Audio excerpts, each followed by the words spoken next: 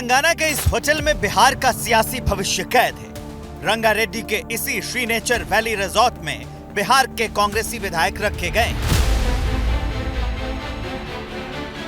रविवार को ही इन विधायकों को दिल्ली से तेलंगाना शिफ्ट किया गया है। होटल के अंदर के इस ग्रुप फोटो में कांग्रेस के विधायक नजर आ रहे हैं। इन विधायकों को तेलंगाना इसलिए भेजा गया है क्योंकि 12 फरवरी से बिहार विधानसभा का सत्र शुरू हो रहा है, जिसमें नीतीश कुमार को बहुमत साबित करना है। आशंका है कि कांग्रेस के विधायक विश्वास मत के दौरान टूट सकते हैं। यहाँ पर बिहार के एमएलए रखे गए हैं। बिहार के कांग्रेस के एमएलए, कांग्रेस को डर कि बिहार के एमएलए टूट सकते हैं और इसीलिए कांग्रेस शासित तेलंगाना में हैदराबाद से 60 किलोमीटर दूर इस रिसोर्ट में इन सारे एमएलएज को लेकर आया गया है। रविवार की शाम को ये एमएलए पहुंचे हैं यहाँ पर। आबादी से दूर रिसोर्ट बना हुआ और आप देख सकते हैं कैसे यहाँ पर सुरक्षा व्यवस्था कड़ी रखी गई है। बिहार में कांग्रेस के 19 विधायक हैं। इनमें से 16 विधायक रिसोर्ट में रखे गए हैं। रविवार को जो 3 विधायक तेलंगाना नहीं गए, उनमें से एक विक्रम के विधायक सिद्धार्थ सौरभ है। सिद्धार्थ पटना में ही हैं और एबीपी न्यूज से बात करते हुए उन्होंने कहा है कि उनके पास बहुत काम है, लिहाजा वो नहीं गए। आप नहीं गए हैदराबाद? हम लोग यहाँ अपने क्षेत्र के कार्यक्रम में व्यस्त थे, इस कारण हम लोग नहीं जा पाए। कहीं से कोई टूट होने की कोई संभावना नहीं है और जो जहाँ है वह तटस्थ है। और एनडीए को भी कोई आवश्यकता नहीं है। अरे जिधर भी जदयू जाता है उधर नंबर गेम में पूरा हो जाता है। कांग्रेस के टूटने नहीं टूटने से कहाँ सरकार पर कोई फर्क पड़ रहा है। सरकार बचेगी अथवा नहीं बचेगी, इसका तो निर्णय अब सीधे जदयू के टूटने नहीं टूटने से पड़ता है। वैसे तो सिद्धार्थ कैमरे पर यह दावा कर रहे हैं कि वो पार्टी के साथ हैं, लेकिन राजनीतिक गलियारों में पहले दिल्ली और फिर तेलंगाना नहीं जाने को लेकर अटकलों का बाजार गर्म है। अटकलें इसलिए भी हैं क्योंकि सिद्धार्थ ही वो नेता हैं जिन्होंने पिछले साल पटना के नौबतपुर में बाबा बागेश्वर का भव्य कार्यक्रम करवाया था। भूमिहार जाति से आने वाले सिद्धार्थ पहली बार 2015 में विधायक बने थे। दूसरी बार भी विक्रम से ही कांग्रेस की तरफ से विधायक बने। हालांकि 2010 में इसके पहले वो एलजेपी टिकट से चुनाव लड़े थे, लेकिन वो हार गए थे। सिद्धार्थ के अलावा 2 और विधायक हैं जो रविवार को तेलंगाना नहीं पहुंचे थे। समझने वाली बात यह है कि कांग्रेस के कई विधायकों से नीतीश कुमार और उनकी टीम के अच्छे रिश्ते हैं। सवाल ये कि क्या वाकई में कांग्रेस टूटने वाली है? कांग्रेस को लेकर सवाल क्यों है, उसके बारे में आगे बताएंगे, लेकिन पहले जानिए कि बिहार में सत्ता का समीकरण क्या कहता है। बिहार में कुल 243 सीटें हैं। सरकार को बहुमत साबित करने के लिए 122 विधायक चाहिए। बीजेपी के 78 और जेडीयू के 45 विधायक हैं।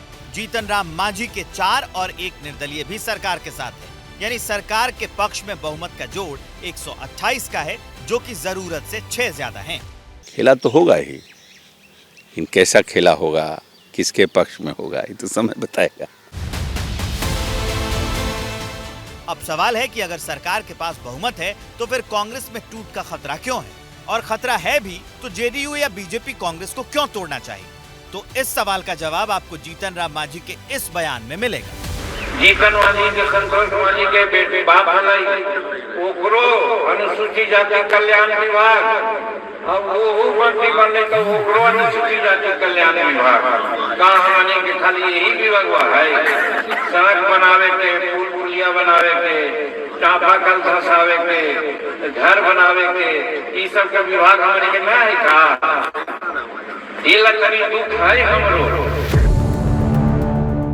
पिछले कई दिनों से जीतन राम मांझी जिस तरह से बयान दे रहे हैं, इससे इस बात के संकेत मिल रहे हैं कि उनके दिमाग में कुछ और ही चल रहा है। उनकी ये सोच है कि ये एसी है और एसी से आते हैं तो यही विभाग वो चला सकते हैं। केवल मंत्री ही क्यों, एसी एसटी चपरासी से लेकर के प्रधान सचिव तक सारों में एसी को ही भर दिया जाए।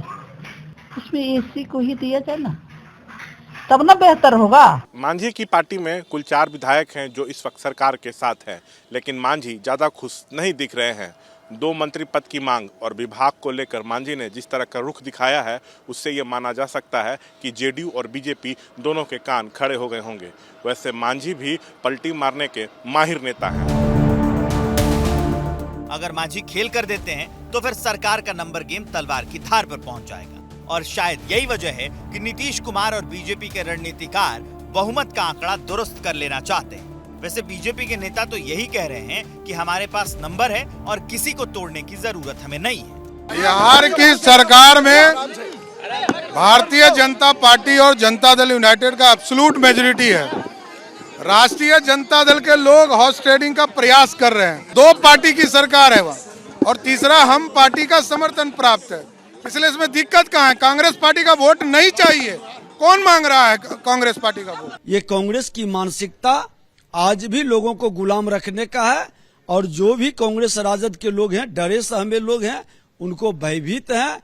लग रहा है कि कहीं मेरे दल के लोग, ये जो देश के अंदर राम राज्य का वातावरण बन रहा है, कहीं राम राज्य के भजन कीर्तन में न चले जाएं, इसलिए भयभीत है।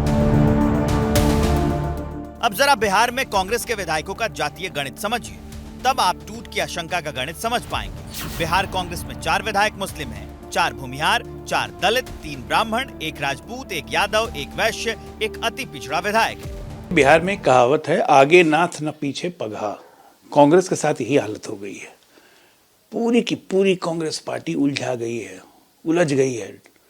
डर तो है ही, अंदर से डर है। कोई इधर भाग रहा है, कोई उधर भाग रहा है। भाग राहुल भाग, पार्टी भाग रही है हैदराबाद, भाग कांग्रेस भाग। बहुमत साबित करना है हम लोग को, भाग रहे हैं कांग्रेसी। लोकतंत्र में अगर आपको अपने विधायकों को हटाना पड़ रहा है, अगर आपको प्रिकॉशन लेना पड़ रहा है, तो ये लोकतंत्र के लिए बड़ा गंभीर दिन है। सत्ता में बैठे हुए हुक्मरान पैसे और एजेंसियों के बल पर लोकतंत्र का दम घोटने का काम करते हैं। वो खरीद फरोख्त करते हैं, वो चुनी हुई सरकारों को गिराते हैं। वैसे भी बिहार में कमजोर विपक्ष के टूटने का इतिहास रहा है। 2014 में जब जेडीयू और बीजेपी का गठबंधन टूट गया था, तो उस वक्त आरजेडी के 22 विधायकों में से 13 विधायक टूट गए थे, और तब इस टूट की अगुवाई करने वाले सम्राट चौधरी थे। 2018 में बिहार विधान परिषद में कांग्रेस के 5 एमएलसी टूट गए थे और जेडीयू में शामिल हो गए थे, और एक बार फिर से कांग्रेस में टूट का हल्ला है। अब आपके मन में सवाल होगा कि दल बदल से बचने के लिए कितने विधायकों की आवश्यकता होगी। तो इस सियासी गणित को 2 तरह से समझना होगा। पहला ये कि कांग्रेस के 1/3 विधायक यानी 13 विधायक टूटकर जेडीयू या बीजेपी के साथ चले जाएं, तो उन पर दल बदल नहीं लगेगा। दूसरा ये कि विधायक दल अगर ग्रुप बनाकर सरकार को समर्थन दे दे, दोनों ही सूरत में पार्टी में टूट होगी। पार्टी टूटती है तो किसको क्या मिलेगा, ये बाद में मालूम चलेगा। फिलहाल बिहार की राजनीति पर देश की नजर है। 12 फरवरी से बिहार में विधानसभा का सत्र शुरू हो रहा है, और अब कांग्रेसी विधायकों के इसी दिन बिहार आने की संभावना है। तो सवाल ये कि टूट की स्क्रिप्ट पहले ही लिखी जा चुकी है, या फिर टूट का सिर्फ शोर मचा है।